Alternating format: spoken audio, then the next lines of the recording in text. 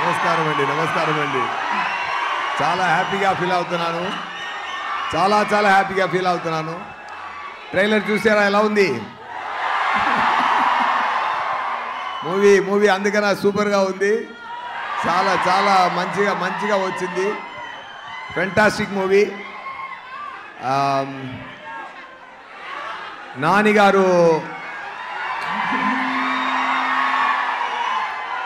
నానిగారు ఒక కష్టపడి ముందుకొచ్చే ఒక మంచి హీరో.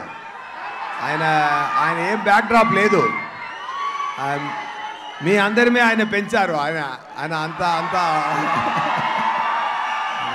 చాలా మంచి మనిషి. ఆయన ఎన్నో న్యూ టాలెంట్స్కి ఛాన్స్ ఇచ్చి బ్రేక్స్లు ఇచ్చి చాలా